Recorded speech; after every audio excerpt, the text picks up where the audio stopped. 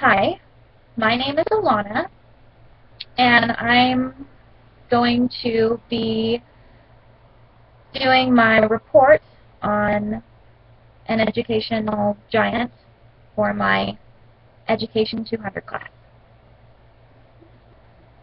So my educational giant is Catharine Beecher.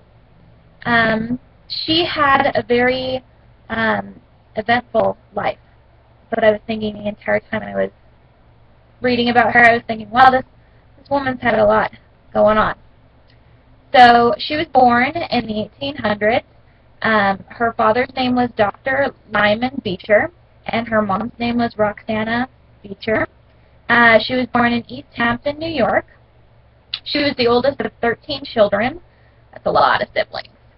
Her mother died when she was 16, and as a result, she had a very strong bond with her father. As a result of her mom dying, she ended up being acting as the head of the family. Her sister was Harriet Beecher Stowe, so that might be a name you guys recognize. She's famous for writing Uncle Tom's Cabin. So that was her little sister.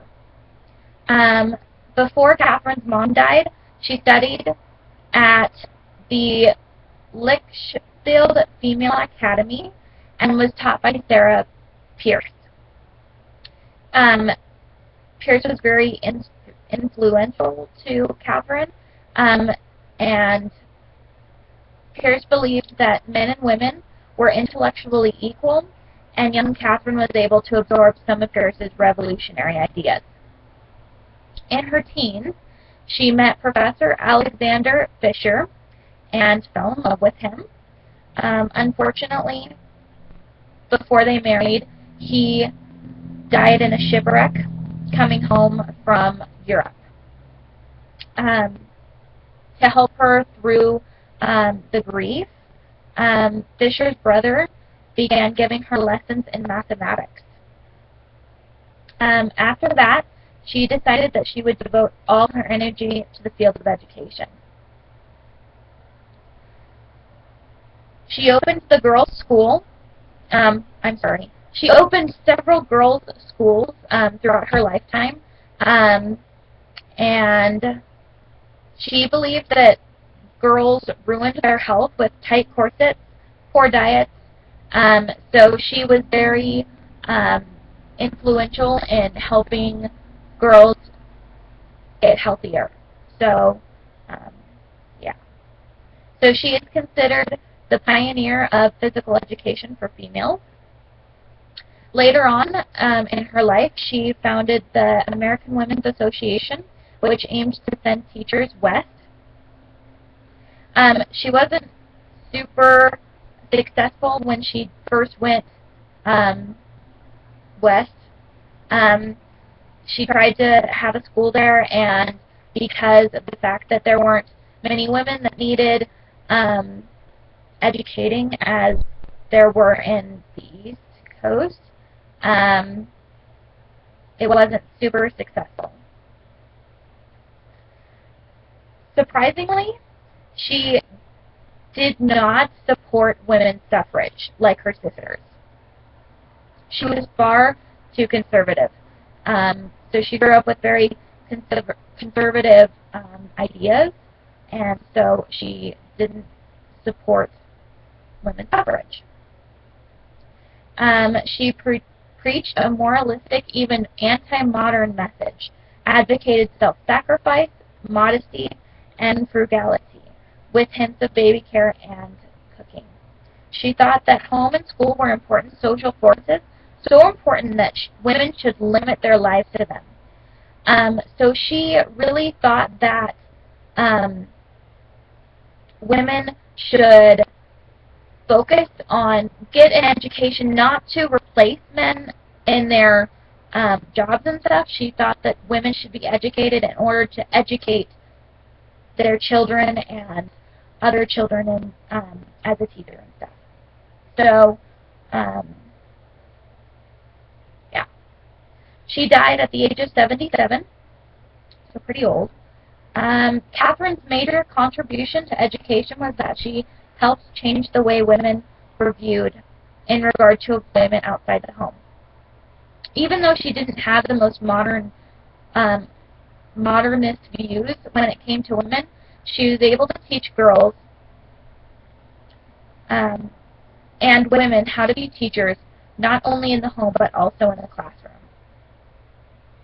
As a woman myself,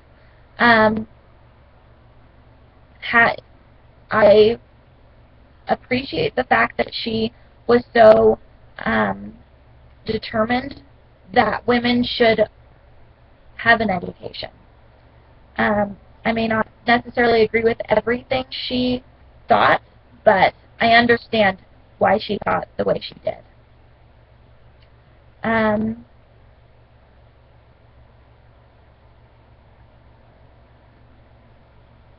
And I was personally impacted because of that. The only thing that really surprised me throughout this entire learning experience, learning about her, was that she didn't support women's suffrage. You kind of think that when you're learning about women that wanted to have more rights and wanted to learn, you would think that that went hand in hand with wanting to be able to be more equal, but she didn't think that way. So in a quote from her,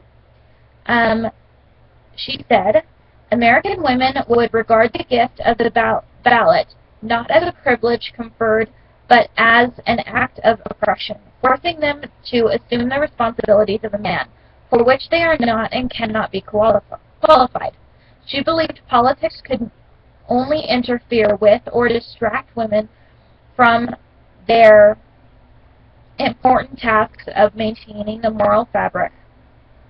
So she believed that it was just more important for women to have an education to be able to educate other people. Because of the fact that she was very conservative, the view makes sense. Her point of view makes a lot of sense.